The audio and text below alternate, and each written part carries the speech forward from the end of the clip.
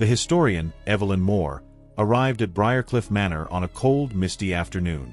The once grand estate, hidden deep within a forgotten corner of Massachusetts, loomed before her like a specter from the past.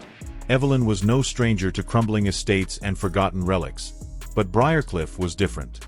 Its towering gables, darkened windows, and ivy-choked walls seemed to whisper secrets as she approached. A biting wind tore through her coat, and the air carried a scent of damp earth and decay, setting her nerves on edge. Evelyn had been drawn to Briarcliff by its notorious history. Stories of disappearances, strange noises, and unexplainable occurrences surrounded the manor like a shroud. Built in the 1800s by the enigmatic Isaac Weatherby, Briarcliff had seen generations of occupants mysteriously vanish or meet tragic ends. For Evelyn, the house represented a challenge, a chance to uncover the truth behind the legends and perhaps cement her legacy as a historian. As she stood before the wrought iron gates, the manor seemed to dare her to step inside. With a deep breath, she pushed the creaking gate open and trudged up the overgrown path. The ground squelched beneath her boots, and the silence was broken only by the occasional caw of a distant crow. As she reached the front door, Evelyn paused, her hand hovering over the rusted knocker. The air felt heavier here, as if the house itself was aware of her presence. Gathering her courage, she knocked 3 times. The sound echoed unnaturally, reverberating through the stillness. To her surprise, the door swung open on its own, revealing a grand yet decayed interior. Dust motes danced in the pale light streaming through stained glass windows. A massive chandelier hung precariously above the foyer, its crystals dulled by years of neglect. The walls were adorned with faded tapestries and portraits of long-dead Weatherby ancestors, their painted eyes seeming to follow her every move. Evelyn stepped inside, her footsteps muffled by a tattered Persian rug. The door closed behind her with a resounding thud, making her jump. "Hello," she called out, her voice trembling slightly. No response came, only the unsettling creaks and groans of the old house settling around her. She set her bag down and retrieved her notebook, determined to document every detail. But as she began her exploration, an inexplicable sense of being watched settled over her. It was subtle at first, like a prickling sensation on the back of her neck. Yet, with each passing minute, the feeling intensified, leaving her heart racing and her breath shallow. Evelyn began her investigation in the grand library, a cavernous room lined with shelves that stretched from floor to ceiling. The scent of aged leather and mildew filled the air. She marveled at the collection of ancient tomes, many of which were long out of print. This room alone could make her career, she thought, running her fingers over the cracked spines of books that had likely not been touched in decades. Yet, as she immersed herself in the archives, a soft, barely audible whisper interrupted her concentration. She froze, straining to catch the sound. It was faint, almost imperceptible, like the rustling of leaves or the murmuring of distant voices. "Is someone there?" she called out, her voice echoing in the vast room. The whispers ceased, leaving an oppressive silence in their wake. Shaking off her unease, Evelyn returned to her work, but the sense of being watched persisted.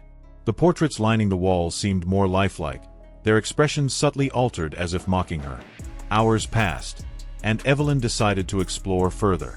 She ventured into the east wing, where the air grew colder and the shadows deeper. The hallways twisted and turned in ways that defied logic, and she found herself disoriented despite her careful notes. Doors creaked open of their own accord, revealing rooms frozen in time. A nursery with a broken rocking horse, a dining room with a table still set for a feast, a music room where a grand piano sat untouched. Each space told a story of lives abruptly interrupted.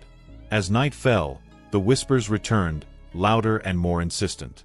They seemed to emanate from the very walls, wrapping around her like a sinister lullaby. Evelyn's flashlight flickered, plunging her into darkness. Panic set in as she fumbled for a spare battery, but the sound of footsteps approaching froze her in place. They were deliberate, measured, and far too close for comfort. "Who's there?" she demanded, her voice cracking. The footsteps stopped, replaced by a chilling silence. Suddenly, the air grew heavy, and a palpable sense of dread enveloped her. She felt an icy breath on the back of her neck and spun around, but there was nothing there. Trembling, she retreated to the library, locking the door behind her. She tried to rationalize the events, convincing herself it was her imagination, but deep down, she knew something was terribly wrong. The next morning, Evelyn awoke to find the library in disarray.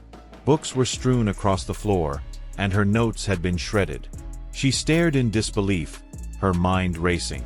Had she done this in a fit of sleepwalking? Or was there another explanation? As she pieced together the scattered pages, she noticed something odd. The notes contained information she didn't remember writing. Details about the Weatherby family's darkest secrets, including accusations of occult practices and human sacrifices. Determined to get to the bottom of this, Evelyn delved deeper into the house's history. She discovered hidden passages and rooms not marked on the blueprints. One such passage led her to the basement, a cavernous space that seemed to pulsate with malevolence. The walls were lined with strange symbols, and the air was thick with the stench of decay. In the center of the room stood an altar, stained with something dark and ominous. Evelyn's stomach churned as she realized the stories of rituals might be true. As she examined the symbols, the whispers grew deafening, and the temperature plummeted.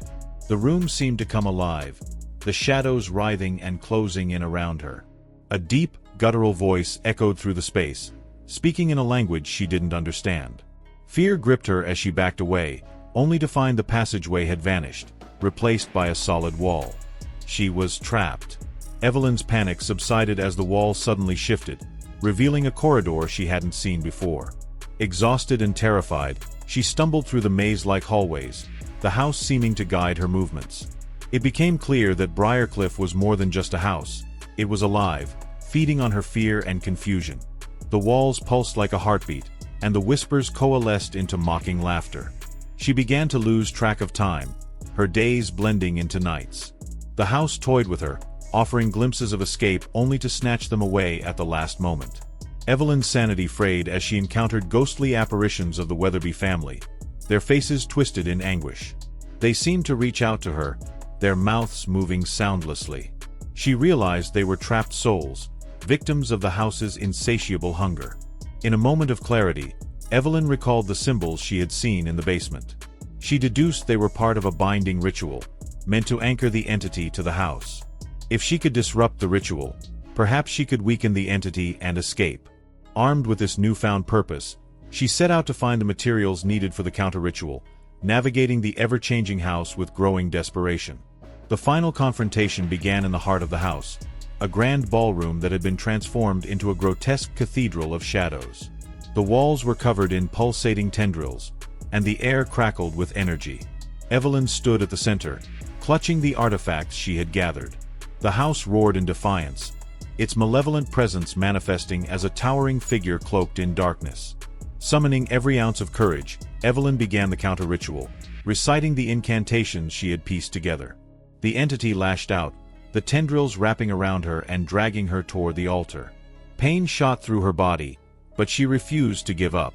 With a final, desperate effort, she completed the ritual, unleashing a blinding light that engulfed the room.